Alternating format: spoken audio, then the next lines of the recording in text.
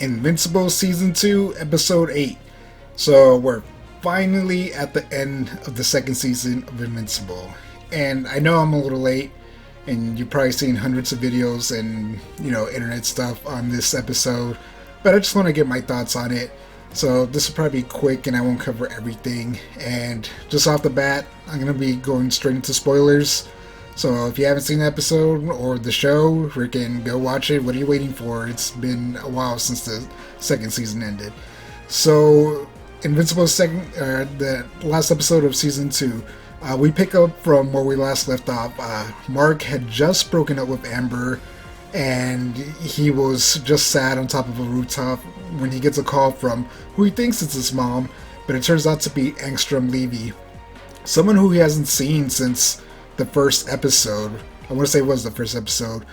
So he doesn't really even remember him. So he shows up at home, he confronts Angstrom, and Angstrom's like, you did this to me, you deformed me and everything. And Mark's just like, who are you? And he's like, you don't remember me, the experiment and everything? And Mark's like, oh, you're that guy.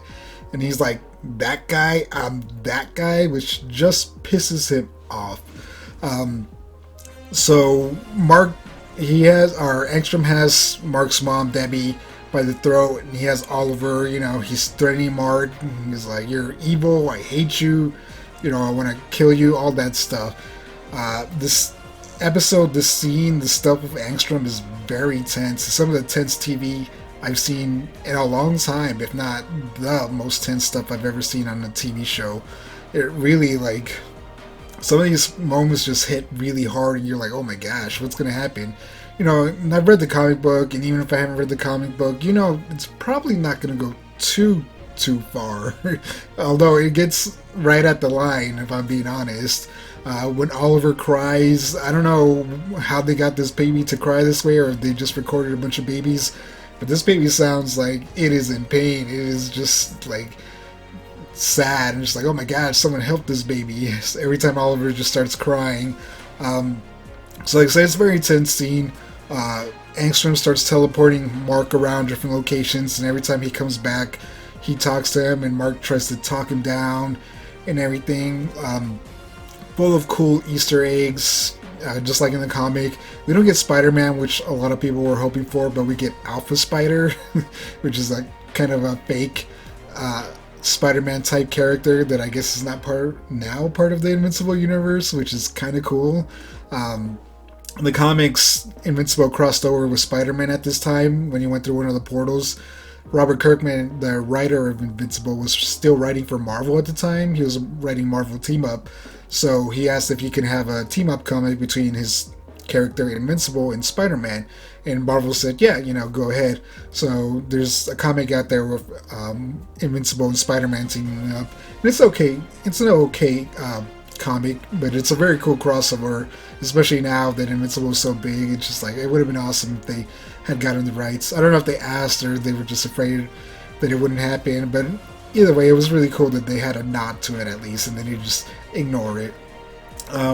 There's a time where Mark comes out and he has a rifle from Fortnite, which he's a skin in that game, which is also cool. He runs into zombies, kind of like in The Walking Dead, another Robert Kirkman comic book. He runs into Batman, even though they don't call him Batman. So he gets sent to all these different worlds, and Angstrom's just pretty much trying to wear him out so he can beat him himself. Like I said, it's very tense. Angstrom and Debbie, he's just freaking out at Debbie all the time. She tells Oliver that everything's gonna be okay, and he's just like, what kind of mother would tell their son that everything's gonna be okay? Why would you lie to him? Kind of just showing how unhinged he is. And something that they do good in this show that wasn't so well done in the comic is that they kind of show that Angstrom is messed up because he has all these memories in his head, and it's just kind of messing up who he was originally. He has all these memories from all these other Angstroms who know different versions of Invincible who are evil in his world. We even get a bunch of flashbacks of that, which is very disturbing in some ways. Often just Invincible attacking cities where Angstrom one of the versions of Angstrom's is. There's a version where he kills Angstrom's son, kills Angstrom's wife, kills several other police officers that work with Angstrom, and one of the scariest ones to me is there's a bunch of people just kneeling down, and Invincible's just walking through, just chopping off their heads. It's kind of horrific, and just you get the sense, you understand why Angstrom hates Invincible so much. Not just because he deformed him, because he truly sees him as this evil person. Like, and I understand that if all those memories were in my head too, like he killed all these people, we just killed people like it was nothing. Like, I would hate him too. So they do a good job of making you understand why Angstrom is out to get Mark. So eventually Mark and Angstrom start fighting. Angstrom said that he threw all these portals to wear him down because he wanted to be the one to finish him off. And he's putting up a good fight. His body was enhanced in a different world that had saved his life. And so Mark eventually just goes all out. And kind of like at the end of the last season, it ends with Mark, or it doesn't end, but Mark is on top of Angstrom just beating him like his dad was at the end of the last season. And eventually he pretty much beats Angstrom Levy to death. And Mark's just like, I thought you were stronger, which is a very good moment because he's standing there covered in his blood. And it could apply to Mark and Angstrom, saying that I thought you were stronger, because this whole season was Mark not wanting to be his dad. The first season was Mark wanting to be his dad. This season is him just not wanting to be like his dad. So this moment where he's like, I thought you were stronger, even though it applies to Angstrom, and I think that's what it's meant to be, maybe I'm wrong, but it also applies to Mark, where it's just like, I thought I was stronger, you know? Like, I thought I was going to be like my dad. I thought I could hold back and not be like him. So it's a very good moment. So he gets stuck in this desolate, dead world. It looks like it was destroyed by maybe nuclear stuff a long time ago. Who knows? And eventually Eve, Monster Girl, and Robot show up to save him. And Eve tells them, you know, in our world, we figured out that you were probably trapped in this world, so we had access to time machines and everything. So we came to save you. And they tell him that, you know, and at their time, they actually just came straight there to save him, but he had become something just that he would not be happy with. So they decided to use our time machine to go back in time and then travel into the universe and save him. And Eve tells him that, hey, you know, I just want you to let you know that I've always loved you.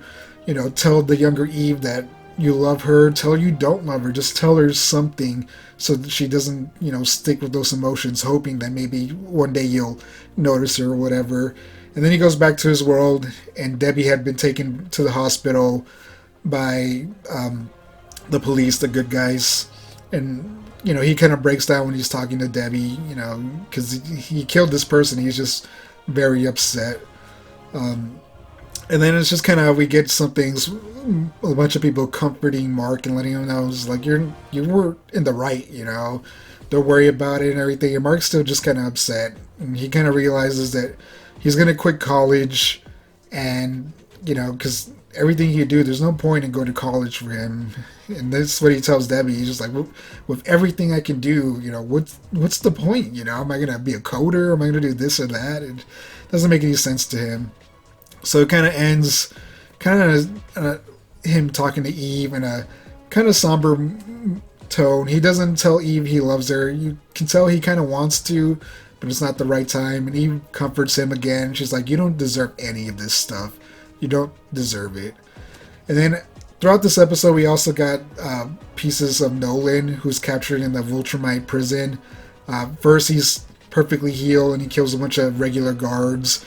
And they're like, you know, in our culture, before we execute someone, they have to be healed and back to 100%. And then later, we see him getting beat up by General Thrag, who's just like, says that you have to be fine, but they don't say anything about bruising.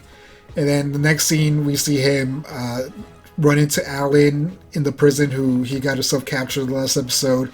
And this episode ends with Alan and Nolan talking, and Alan's just like, I'm here to help you. You know, I heard what you did with your son on Thraxa and everything, and I'm here to break you out so you can join the coalition. And Nolan's just kind of defeated. He's like, no, I've already accepted my fate. I'm here to die. There's nothing else to be done.